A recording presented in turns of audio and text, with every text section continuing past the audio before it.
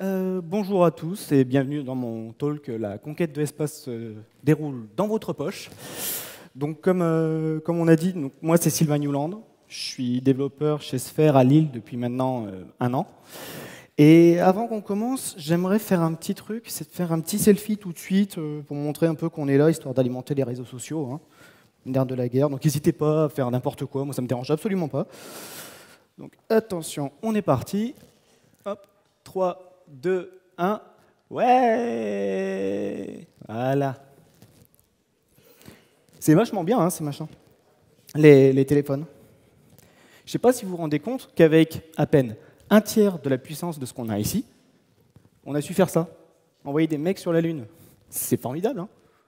Moi, personnellement, ça m'a toujours fait rêver, l'espace. Si petit que j'étais, je voulais être astronaute. Je voulais naviguer dans l'espace, naviguer un peu, voir la Lune. Puis je sais plus pourquoi, finalement, j'ai pas fait ça. Ah ouais, c'est vrai, il y a ça, ouais.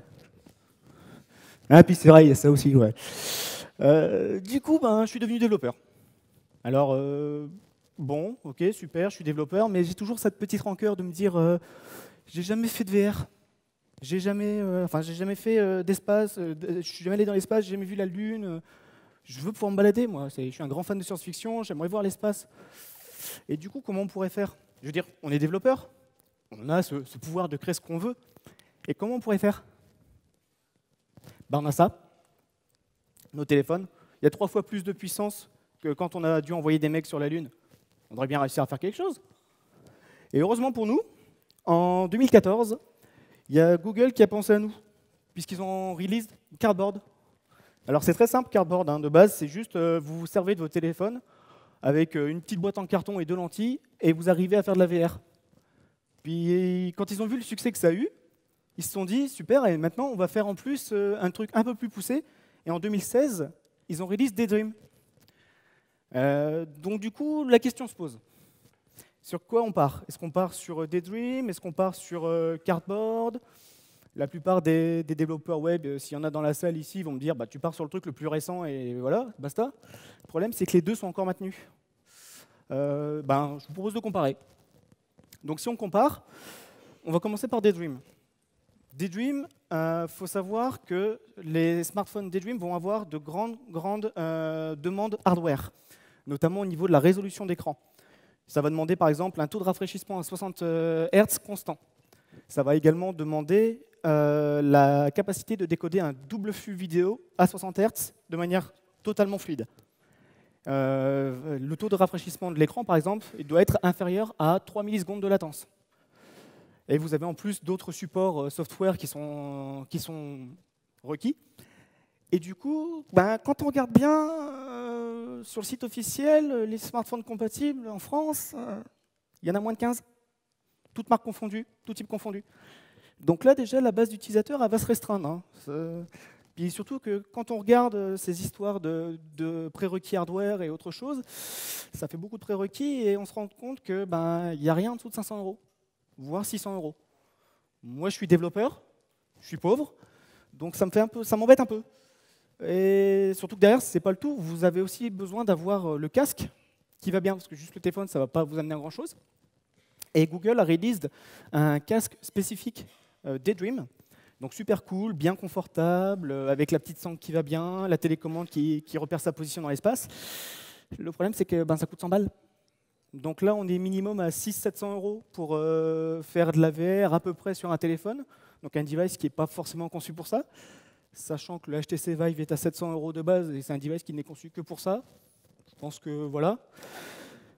Bon. Mais si on regarde le Cardboard, le Cardboard, si on prend les mêmes références, au niveau spec, il est assez simple. Un gyroscope, un accéléromètre, un écran de 5 pouces. C'est tout. Ce qui fait que du coup, de par son faible nombre de specs, on se retrouve avec toute une gamme de devices. On a du Wiko à 100 €, on a du Samsung à 800 €, vous avez même de l'iOS. Google propose un SDK iOS spécifiquement pour le Cardboard. Donc là, je suis sûr que je vous demande à tous de sortir vos téléphones. Rassurez-vous, je ne vais pas le faire. Je vous demande à tous de sortir vos téléphones. 90% de la salle est compatible. C'est déjà beaucoup mieux. Sans compter qu'en plus, au niveau du casque, comme je l'ai dit tout à l'heure, c'est un bout de carton avec 2 lentilles. Donc vous avez 20 € de casque. Et encore, c'est une moyenne, hein, vous en trouvez à moins cher. Et globalement, vous pouvez voir, c'est super simple. C'est du carton, à scratch, 2 lentilles en plastique, et c'est bon, on a de la VR à portée de main. Bon. Du coup, maintenant, quand on regarde ce comparatif, vous vous doutez un peu, on va partir sur le cardboard. Alors, le problème, c'est qu'on fait de la VR. Et qui dit VR, dit matrice, dit 3D, dit calcul mathématique et dit théorie. Je vous rassure, je ne vais pas vous sortir des multiplications de matrices et des formules mathématiques à tout va. Hein. Il y a du monde, ça me fait peur, mais je n'ai pas non plus envie de vous faire fuir. Et du coup, à la place, je vais vous parler d'un truc qui s'appelle OpenGL. OpenGL, c'est un framework qui de base a été créé pour les ordinateurs, pour les PC, notamment en concurrence avec Direct3D de Microsoft, et qui a été utilisé principalement dans des jeux vidéo, mais des trucs pas très très connus, comme Doom 3, Portal, ou même World of Warcraft. Donc ça a bien montré sa force. Et l'avantage de ça, c'est que en fait, Android propose de base un binding OpenGL au sein de son SDK. C'est des appels natifs qui vont être faits derrière, mais le binding est là. Vous avez des bindings pour les calculs de matrice, les bindings pour l'affichage, notamment de manière assez simple. Qui a déjà fait de l'Android dans la salle? Bon, ça va, il n'y aura pas que des moldus. Enfin, je vais quand même l'expliquer. Au niveau des bindings, donc vous commencez par l'Android Manifest, où vous déclarez en fait tout simplement que vous allez utiliser OpenGL, ici en version 2. Derrière, vous allez avoir votre activité dans laquelle vous allez déclarer une seule view, qui est la GL Surface View, que vous allez setter comme étant la view principale. Dans cette view, donc ici je l'ai juste fait une extension, il faut savoir que ça c'est du code qui a été repris directement du framework Google, hein. Je ne me suis pas embêté. Derrière, vous allez utiliser un renderer, et en fait c'est ce renderer qui va servir de plateforme pour faire toutes les commandes d'affichage. Donc ce renderer, vous allez le setter comme étant le renderer de votre vue. La vue, elle n'est là que pour récupérer les inputs et les envoyer au renderer. Et dans ce renderer, en fait, on a 3 méthodes principales. OnSurfaceCreated, qui est appelé à chaque fois que vous démarrez votre activité. Donc si vous faites un aller-retour sur votre activité, boum, à chaque fois c'est là que c'est appelé. Généralement, on y met les codes d'initialisation d'objets, de position, de matrice, ce genre de choses. OnDrawFrame, c'est la commande qui est appelée à chaque fois qu'une nouvelle image doit être affichée. Donc vous allez mettre votre logique et vos commandes d'affichage. Si vous êtes à 60 FPS, vous allez avoir 60 appels à cette fonction par seconde. Et enfin, OnSurfaceChanged, c'est ici une fonction qui est utilisée notamment quand vous faites changer la rotation de votre device. Ça va envoyer les nouvelles informations de l'écran pour que vous puissiez vous adapter. Bon, là, je vous entends déjà dans votre tête, vous êtes là en train de dire « Super, moi je voulais un truc sur la VR, mais qui vient me parler d'OpenGL. Qu'est-ce que je fais un peu ici ?» Ben, en fait, c'est le rapport entre OpenGL et Cardboard, il est simple, c'est que Cardboard va utiliser les appels OpenGL pour faire son rendu. Comme l'OpenGL est mappé sur le natif, Cardboard va passer directement en OpenGL. Du coup, je vous propose quelque chose. C'est de faire une petite démo. Donc, hop, je vais me brancher. Voilà. J'ai un projet déjà prêt. Ça va être compliqué. Voilà. Assez simple. Donc là, je l'envoie. C'est un projet, en fait, c'est un projet en OpenGL déjà prêt. C'est du code. Donc là, par exemple, si vous êtes développeur de jeux mobiles ou autre, il y a de fortes chances que vous ayez ce genre de choses chez vous. Et donc, quand je le lance, bah, c'est super, on peut afficher. On peut afficher en fait notre lune, mais le problème c'est que niveau interaction, c'est un peu limité, quoi. Je fais ce que je veux avec mon téléphone, il n'y a rien qui se passe. Moi, je vous propose de transformer ça en VR. Alors, première chose à faire, au niveau du manifeste, ici, la feature de OpenGL, on en a plus un. Parce que de base, Cardboard va l'inclure. À la place, on va utiliser une autre feature, hop, qui est Android Software VR Mode, tout simplement, pour dire qu'on va utiliser de la VR. Je vous conseille de la passer en prérequis. Une autre feature qui, elle, par contre, n'est pas forcément obligatoire, mais je vous conseille de mettre, c'est la Android Hardware VR High Performance. Ça va être très pratique, notamment si vous tombez sur des téléphones avec GPU dédié, ou alors des téléphones, par exemple, compatibles Daydream, parce que de base, il va optimiser tous ses calculs pour passer là-dessus, sur le hardware dédié. Et une dernière feature à ajouter, qui pareil n'est pas forcément obligatoire, mais que je vous conseille très fortement de mettre, c'est une permission. C'est la permission de lecture de storage externe. Alors pourquoi? Tout simplement parce que sur la cardboard, la plupart du temps, vous allez avoir un QR-code à flasher, parce que vous avez différents modèles. Donc l'application en fait, va adapter votre VR à votre visionneuse. Mais ça implique d'avoir les services de réalité virtuelle installés sur le device. Si ce n'est pas présent, le SDK de Cardboard va considérer que la visionneuse est un support externe pour faire ces appels. Donc c'est toujours bien à mettre. Derrière, une petite intent, histoire de rajouter notre catégorie d'application Cardboard. Alors, forcément, comme c'est un nom à rallonge, je ne l'ai pas forcément en tête. Voilà. Tout simplement. Là, on vient déjà de déclarer une application Cardboard qui va utiliser le SDK Cardboard. Bon, forcément aussi, hein, dans le build Gradle, vous avez aussi déclaré le SDK.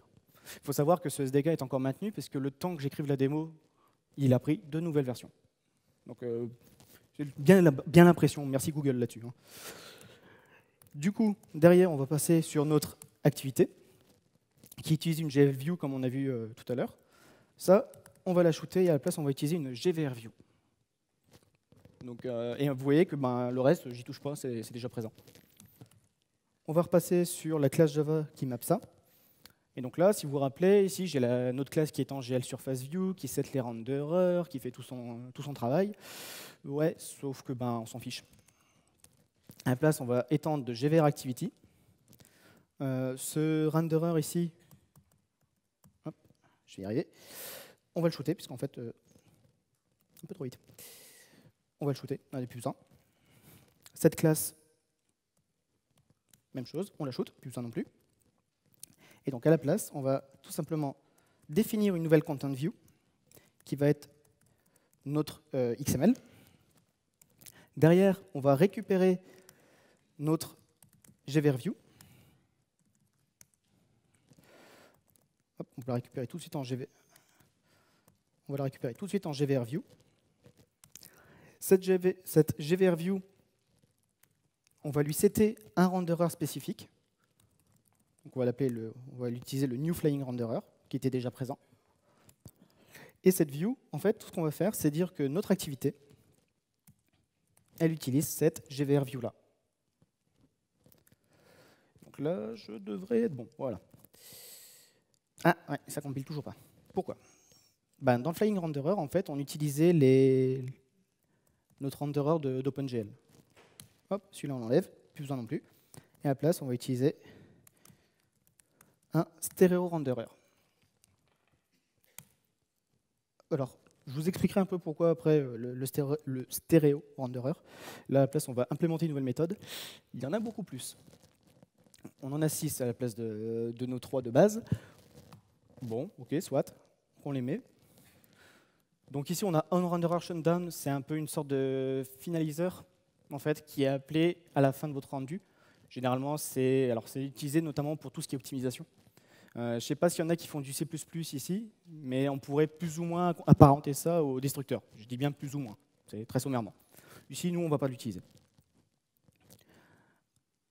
Derrière ça, on va aussi avoir, pourquoi il ne m'a pas implémenté le reste? Hop, là. Donc, on va avoir onSurfaceCreated. Facile, celle-là, on la connaît, on l'a déjà utilisée. Le seul truc, c'est qu'elle est différente parce qu'elle a un paramètre en moins. Le paramètre du contexte OpenGL, on n'en a plus besoin. Donc, super. On va récupérer notre onSurfaceCreated qui était déjà prête, ici. Et je l'avoue, je suis pas bien, mais je le fais. On va faire un bête coupé-collé des familles pour le transférer. Voilà, on a fait notre surface created. En surface change, alors habituellement, vous pouvez vous amuser à dire si notre rotation de device, elle change. Le problème, c'est que la rotation de device, si vous arrivez à la faire changer, vous avez peut-être un problème de design. Hein. Donc ici, on ne s'en sert pas. Finish frame, c'est à la fin du rendu de chaque. Vous avez la méthode onDrawFrame qui est rendue, qui est utilisée, et juste derrière, vous allez voir onFinishFrame. C'est à la fin du rendu d'une image. Pareil, si vous voulez faire des optimisations, c'est idéalement la méthode que vous allez utiliser. Là, je ne m'en sers pas non plus, pas besoin. Et donc, on va avoir deux nouvelles méthodes, onNewFrame et onDrawHigh. En fait, sur OpenGL, notre méthode de onDrawFrame, elle va être splittée en deux avec Cardboard. D'un côté, vous allez avoir une nouvelle frame qui va être précalculée, et de l'autre côté, vous allez avoir onDrawHigh qui va faire les rendus.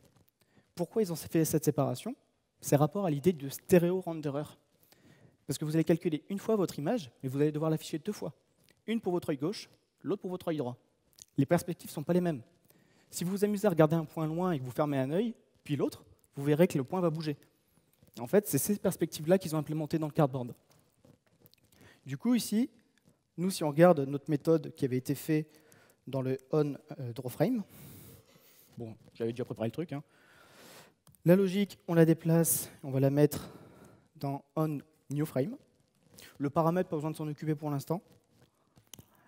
Et derrière, on va avoir, si je reprends mon onDrawFrame, les méthodes de dessin qu'on va passer dans le onDrawHigh. Voilà. Bon, en soi, si c'était que ça, ben, ça serait cool. Il y a des petites particularités à faire. Pour ceux qui ont déjà fait un petit peu de 3D, certains d'entre vous savent qu'en fait, on va utiliser ce qu'on appelle des MVP.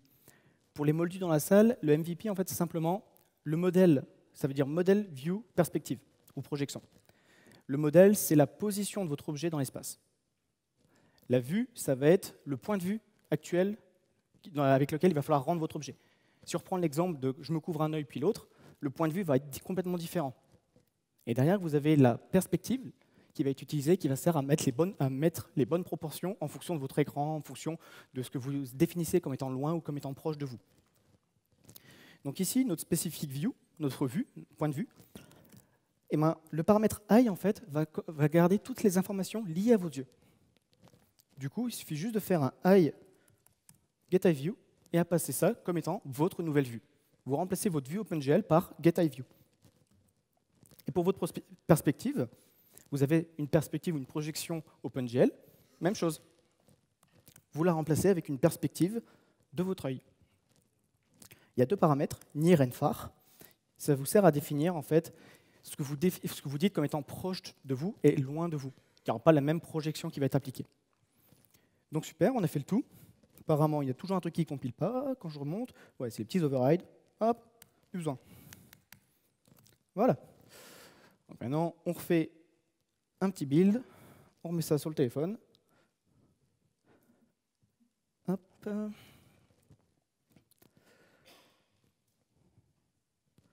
Tac, voilà. Super. Nice. Et donc là, maintenant, juste en changeant le renderer et la vue, vous avez un rendu stéréo. Et le plus important, ah, forcément, c'est pas maintenant que ça va marcher. L'effet démo me rattrape. Normalement, vous avez en fait le mouvement qui est appliqué automatiquement. Donc ici, ouais, c'est bon. J'ai juste relancé l'application, c'est pour ça que ça ne l'a pas pris.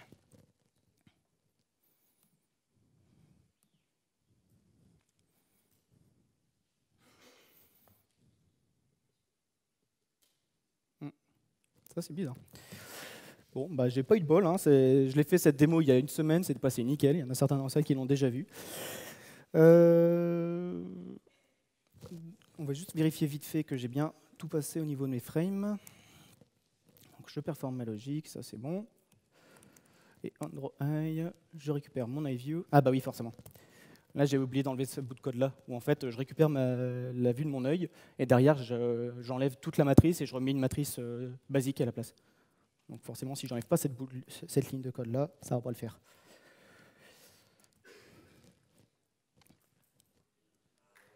Juste en changeant.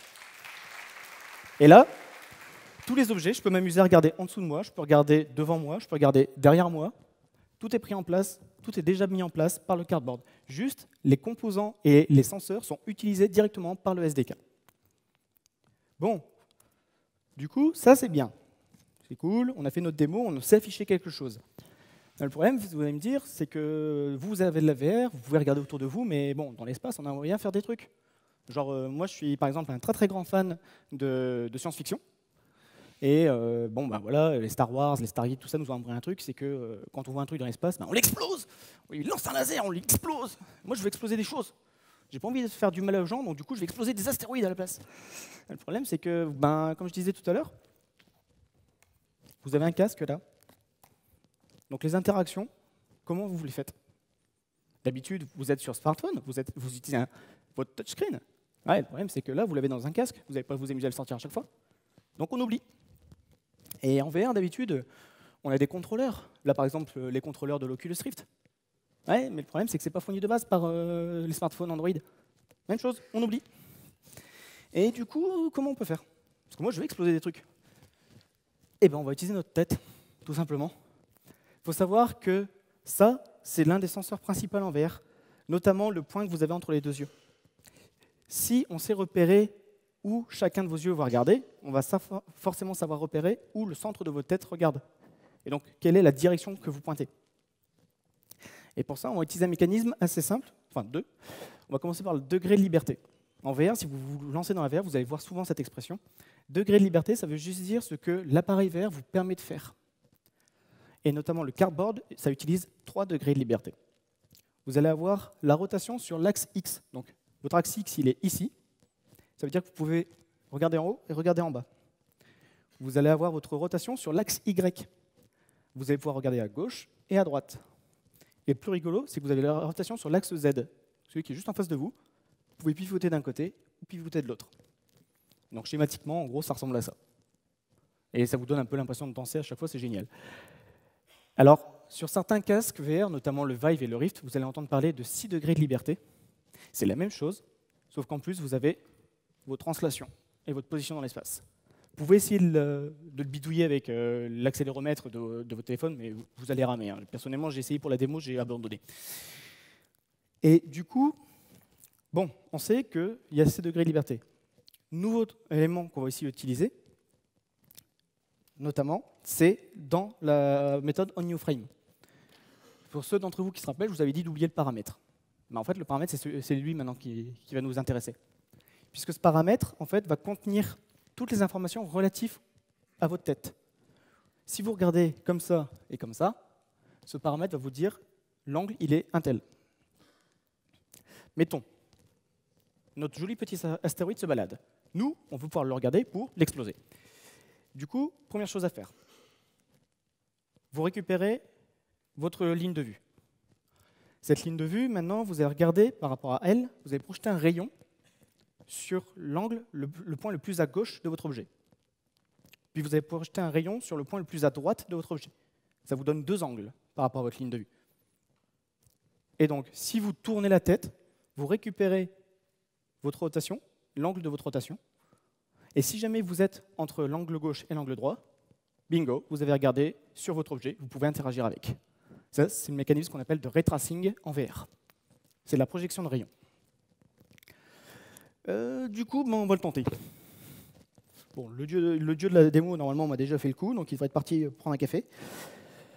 Alors, on a une autre démo qui est les astéroïdes.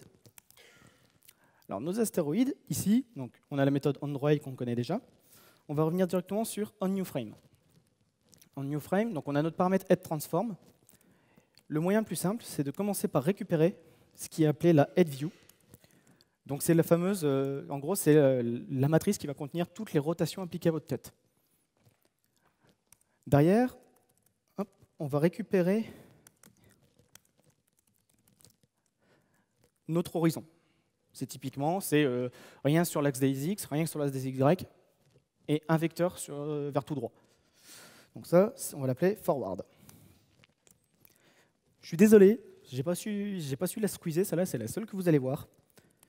Derrière, on va avoir une petite opération de matrice, une petite multiplication. Et ça tombe bien parce que en fait, le cardboard de OpenGL vous met déjà à disposition un binder. Donc vous n'avez même pas à vous embêter avec les mathématiques. Vous utilisez le binder, c'est fait tout seul.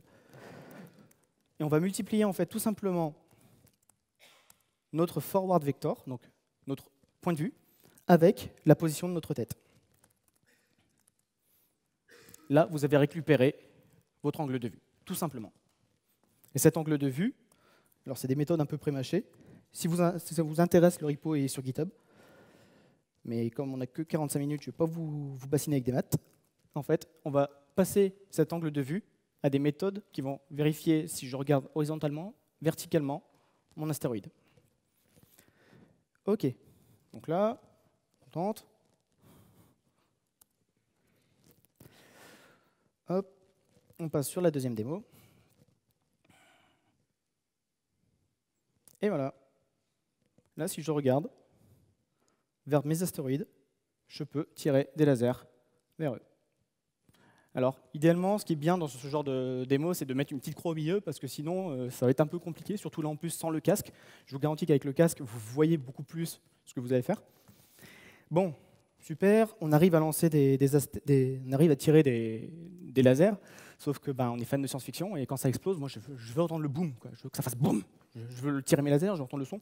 Pour les puristes dans la salle, je sais, dans l'espace, il n'y a pas de son normalement. Je préfère préciser. Et il faut savoir que du coup, mais bon, ça m'aurait foiré ma démo, donc ça m'embête. Du coup, il faut savoir que le SDK de Google Cardboard va aussi mettre un autre SDK en place qui s'appelle le GVR Audio. Si vous avez fait attention un peu tout à l'heure, dans mon build Gradle, j'ai un deuxième SDK que je déclare ici, qui est le SDK Audio. Alors, pourquoi ils ont fait un SDK séparé? Pourquoi ils n'ont pas utilisé à la place le système audio de base d'Android? De manière très simple. En VR, comme vous êtes dans un monde, vous n'allez pas entendre la même chose de la même manière. Vous vous mettez sur le bord d'une route, une voiture qui est loin, quand elle va se rapprocher, elle ne va pas faire le même son. Son son va devenir plus grave, vous allez l'entendre plus facilement avec l'oreille gauche, puis avec l'oreille droite. Et tout ce système a été déjà mis en place dans le cardboard. Donc du coup, la première chose qu'on a à faire, c'est ici, on déclare un audio engine. Avec un peu de high quality, tant qu'on y est, on y va à fond. Dans notre surface created, qui est là, c'est quelque chose que vous n'êtes pas obligé de le faire, je vous le conseille très fortement, c'est de démarrer un new thread, de new runnable, start. Voilà. C'est de démarrer un new thread en fait, pour précharger vos fichiers audio. Parce que c'est des fichiers audio WAV, ou alors même autres extensions sont aussi disponibles, mais il faut que ça soit des fichiers simple channel. Si c'est des multicanals, le GVR n'arrivera pas à le lire et vous enverra un code erreur. Le problème, c'est que décoder un fichier audio, ça prend énormément de temps. Et si vous ne voulez pas que votre simulation rame, je vous conseille très fortement de le démarrer dans un nouveau thread. Du coup, vous allez utiliser votre audio engine pour précharger du coup, vos fichiers son. Moi, ça tombe bien, je les ai déjà prévus. Hop. On va en précharger 2, parce que j'aime bien quand ça explose. Et maintenant que ça s'est préchargé, nos lasers, par exemple, on va balancer le son. On veut que ça fasse un petit son quand on tire. On va commencer par dire que notre audio engine en fait, va créer un son, un fichier objet. Et donc, si vous regardez, ça renvoie du string. Enfin, ça renvoie du int, pardon. Ouais. Un simple descripteur de fichier, pour ceux qui font du système, c'est assez classique. Derrière, je vais l'attacher à mon objet laser, qui est juste un Pojo. Hein. Et ce fichier son, pardon, on va lui définir sa position. Parce que forcément, comme je vous ai dit tout à l'heure, le son n'aura pas la même intensité en fonction de votre position. Donc on va le définir ici. GetX.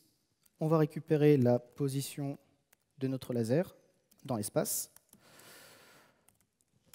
GetY et laser model. Voilà. Et le Z qui va bien. Laser model. Voilà. Et forcément, on va le démarrer. Laser.audio et le passer en boucle. Ça, c'est pas le tout. Le problème, c'est que là, votre audio engine ne sait pas où est votre tête. Il faut que vous le définissiez quel est l'angle pour qu'il la fasse d'une autre façon, pour qu'il le rende d'une autre façon. Eh bien, on va encore utiliser transform. Je vous ai dit, ça contient toutes les informations sur votre tête.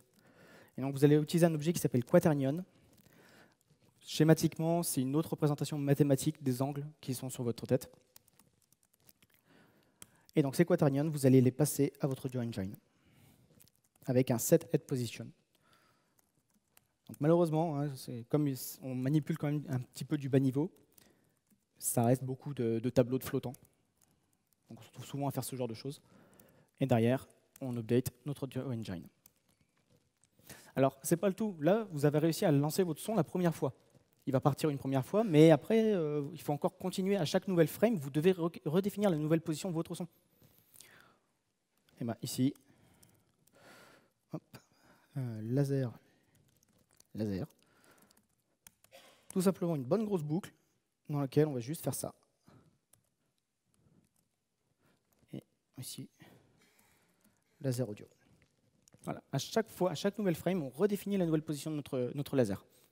Bon, j'ai poussé la démo un peu plus loin, je vous ai pas refait le truc, mais en gros, j'ai fait la même chose pour les astéroïdes juste ici. Et donc là, alors, est-ce que le micro fonctionne? Ouais, c'est bon. Parce que ça, c'est ça le souci. Je vous conseille d'ailleurs de faire de la VR avec des écouteurs, histoire de rester dedans. Alors. Attendez, je vais essayer de vous... Ça rend pas génial. Hein. Ouais. Dommage. Je ne sais pas si vous entendez, mais pour ceux qui veulent, vous pouvez venir me voir après. Hein. Je vous montrerai le truc, comme quoi vous inquiétez pas, hein, je ne vous mens pas, ça fonctionne. Donc là, c'est cool parce que dans notre VR, on a su faire de l'affichage, des interactions et de l'audio. C'est génial! Et donc du coup, on va certainement être là en train de se dire la VR, en fait, c'est trop bien. Du coup, tout est super génial. Et ben non. Parce qu'avec la VR, vous allez avoir un gros problème. Ceux qui s'intéressent un peu le connaissent. Celui-là. Ça va vous filer envie de vomir, mais tout de suite, la VR. Généralement, en fait, ça s'appelle le motion sickness.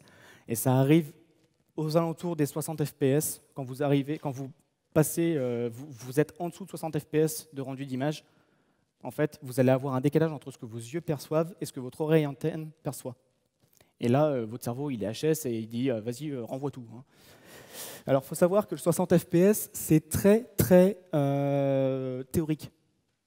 Idéalement, on dit qu'à la place, il faut passer sur 90 FPS plutôt que 60. 90 FPS, on commence à dire, allez, 99% des gens ne vomiront pas. Personnellement, moi, je déclenche aux alentours de 70-75 FPS. Hein. Donc, ça, c'est le gros problème. Si vous vous développez en VR, vous allez vous faire le coup. Hein. Je vous conseille de faire des pauses très souvent. Un autre souci avec le cardboard, c'est ça.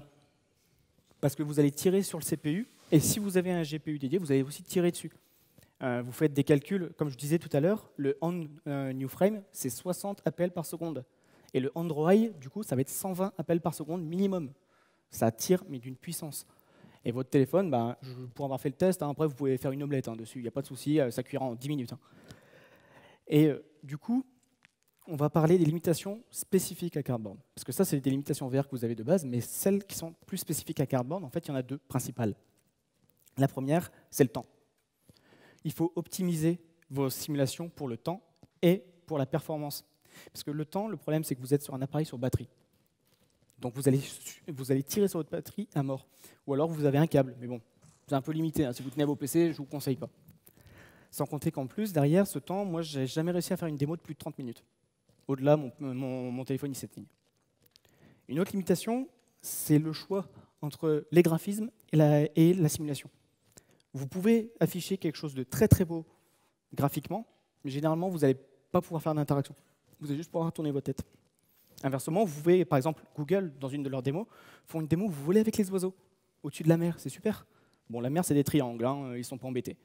Ça, le problème, en fait, vient du fait qu'on est limité à des téléphones. Ce ne sont pas des appareils qui sont spécifiques. Ils n'ont pas de carte graphique vraiment dédiée.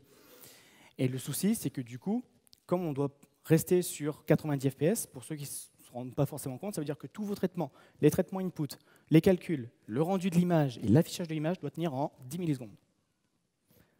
Donc, généralement, il va falloir faire un choix entre les graphismes et ce que vous voulez afficher. C'est pour ça que moi, la Terre, elle était magnifique, c'était une grosse boule bleue. Et donc, finalement, le cardboard. Le cardboard, quand on y pense bien, ça a certains avantages. Entre autres, votre banquier vous aimera. Parce que vous allez faire de la VR pour 20 €. Ça, c'est déjà un avantage en soi. Un autre avantage du cardboard, c'est l'utilisation d'OpenGL. Donc ceux qui viennent du monde PC, du monde des jeux vidéo ou du monde graphique ne seront pas dépaysagés. Si vous avez des jeux mobiles qui tournent sous OpenGL, vous pouvez facilement les porter sous Cardboard. Et pour ceux que les matrix, ça rebute, ou qui n'ont pas envie de se faire des maths, ben, vous avez Unity. Le moteur Unity, pour ceux qui connaissent un peu au niveau jeux vidéo et graphisme, il faut savoir que Google propose tout un SDK compatible et des bibliothèques compatibles Unity, et vous pouvez faire votre monde et votre VR à base d'interfaces graphiques et de petits scripts. D'ailleurs, pour les débutants, ceux qui ne veulent pas se faire OpenGL, je vous conseille plus Unity qu'OpenGL. Moi, j'utilise OpenGL pour vous montrer un peu comment ça fonctionnait. Mais Unity, en fait, en l'utilisant, vous allez avoir une énorme communauté. Généralement, quand vous utilisez OpenGL, on vous dit « Hey, passe Unity ». Mais Unity, vous allez avoir une énorme communauté, vous allez avoir quelque chose d'utilisable très vite. Et donc, du coup, quand on y pense, aller dans l'espace, ben, moi, c'était mon rêve, je voulais aller dans l'espace, et finalement, ben, ça a réussi. On a su voir la Lune, on a su voir nos astéroïdes, et le bonus, c'est qu'on n'est pas mort. Donc, si vous le souhaitez, je vous ai mis ici le repo et les slides. C'est open source. Là, en plus, je vais profiter de l'Octoberfest pour essayer de tirer de la démo un petit jeu. Donc, si vous voulez vous faire la main, ouvrir des issues, des pull requests, n'hésitez pas. Je suis aussi disponible sur le Twitter. Je serai disponible au stand de Sphere. Si vous voulez poser des questions là-dessus, il n'y a pas de problème. J'attends que les portables finissent de se baisser. Et la démo, donc si vous regardez les slides, regardez les commentaires, parce que j'ai tout expliqué en commentaire en fait. Et je vous remercie. Et si vous avez des questions,